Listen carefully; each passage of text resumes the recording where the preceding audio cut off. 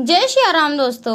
आज ये जानते हैं कि घर में मृत परिजन की फोटो लगाना सही है या गलत। तो दोस्तों, हमारे दादा दादी, माता पिता आदि पूर्वज जो इस दुनिया से चले जाते हैं, उनकी याद में हम अपने घरों में उनकी तस्वीर लगा कर रखते हैं।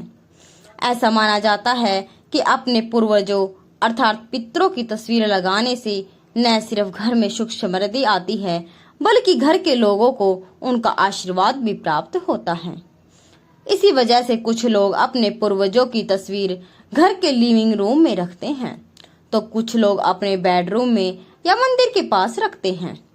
परंतु क्या ऐसा करना सही है?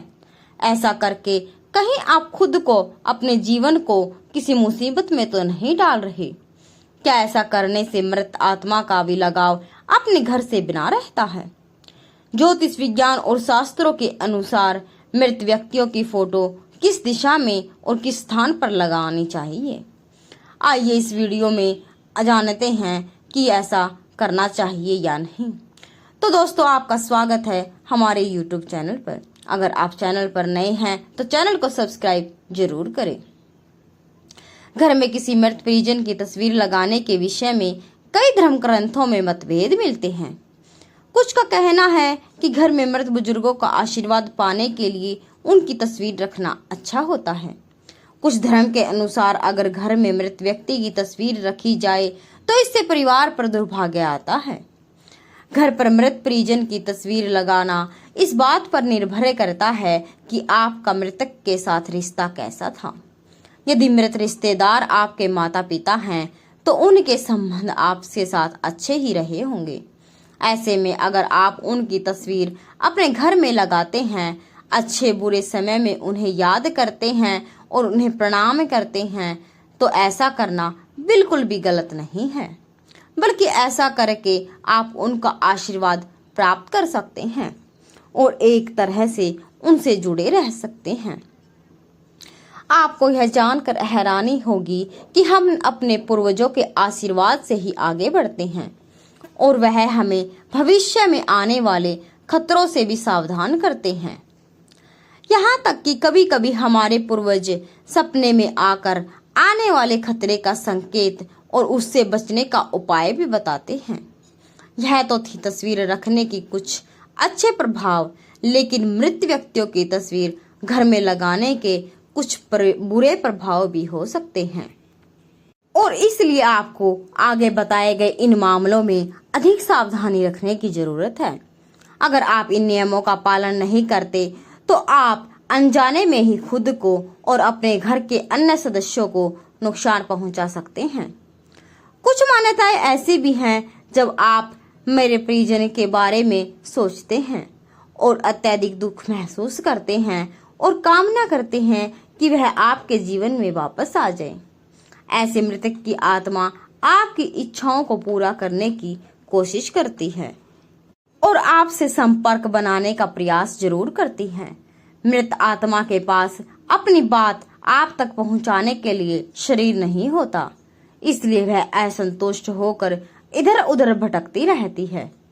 गरुड़ पुराण में भी स्पष्ट लिखा हुआ है कि मृतक की आत्मा की मुक्ति के लिए परिवारजनों को भी मोह त्याग कर बिना दुख व्यक्त किए हुए दाह संस्कार और श्राद्ध संपन्न करना चाहिए।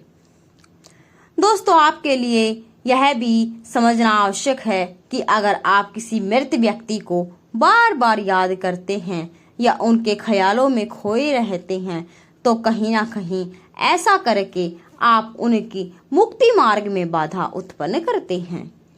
जब कोई व्यक्ति अपने किसी प्रियजन को खो देता है तो दुखी होना स्वाभाविक है, इसलिए वह अपने प्रियजनों की मृत्यु के बाद उनकी निशानी के तौर पर उनके कपड़े, कुछ चीजें या तस्वीर रखते हैं। लेकिन हिंदू धर्म ग्रंथों के अनुसार किसी प्रियजन की मृत्यु के बाद ज्यादा शोक नहीं मनाना चाहिए। हमारे धर्म ग्रंथ कहते हैं कि मृत्यु के बाद मृतक की आत्मा परिवार के सदस्यों के आसपास ही भटकती रहती है और अपने परिवार को दुखी देखकर उन्हें भी दुख होता है। गरुड़ पुराण में कहा गया है कि व्यक्ति की मृत्यु के बाद उसकी आत्मा में मृत्यु लोक से यमलोक तक जाने की शक्ति नहीं होती, इसलिए मृत्यु के बाद मृतक के परिवार द्वारा 10 दिनों तक किए गए पिंडदान से आत्मा के लिए विभिन्न भागों का निर्माण होता है और 13 दिन में दान किया गया पिंड उसकी आत्मा को यमलोक जाने की शक्ति प्रदान करता है। ऐसे में अगर आप उनके बारे में ज्यादा सोचते हैं और दुखी होते हैं तो मृतक की आत्मा मोहमाया में ही फंसी रह जाती है और यमलोक नहीं जा पाती। मोहमाया के त्याग के बिना आत्मा को मुक्ति नहीं मिलती और इसीलिए कहा जाता है कि घर में मृतक की तस्वीर रखने से उसके परिवार के सदस्यों को दुख होता है, जिससे मृतक की आत्मा को मोक्ष मिलना कठिन हो जाता है और वह आत्मा इस मृत्यु लोक में भटकती रहती है। इस समय उस आत्मा पर कई तरह के खतरे आते हैं। विभिन्न तांत्रिक शक्तियां उस आत्मा का इस्तेमाल अपने फायदे के लिए भी कर सकती हैं। इस कारण से आत्मा को बहुत कष्ट होता है। इसलिए परिवार की भलाई और मृतक की आत्मा की शांति के लिए घर में मृत परिजन की फोटो रखने से मना किया जाता है।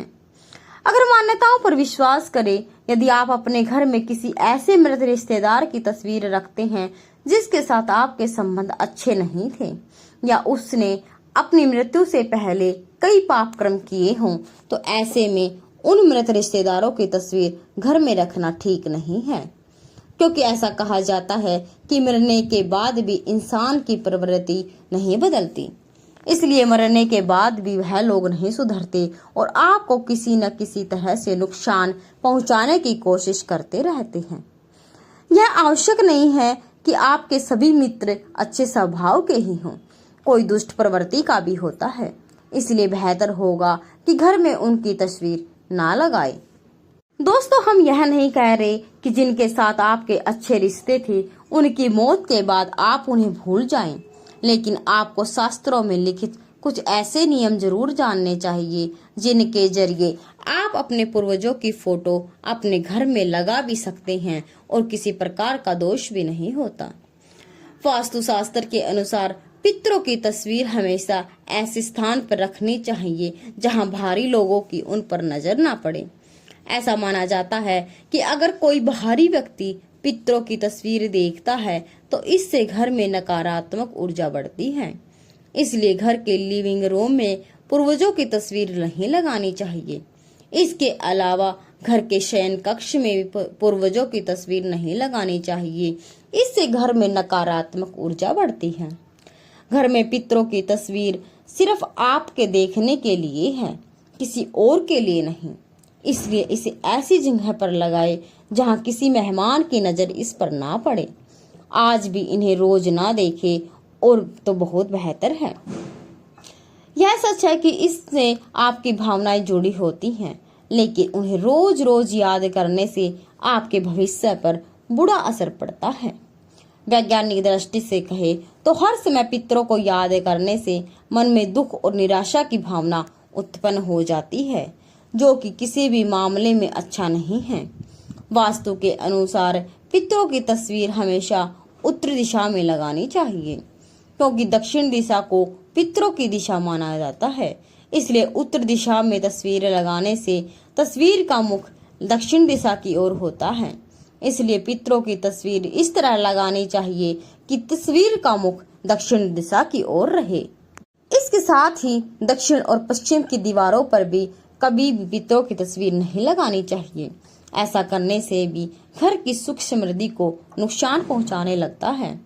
ऐसा माना जाता है कि पितरों का स्थान देवतुल्य है, अर्थात देवताओं के बराबर होता है, लेकिन कभी भी भगवान के साथ साथ पितरों की तस्वीर नहीं रखनी चाहिए।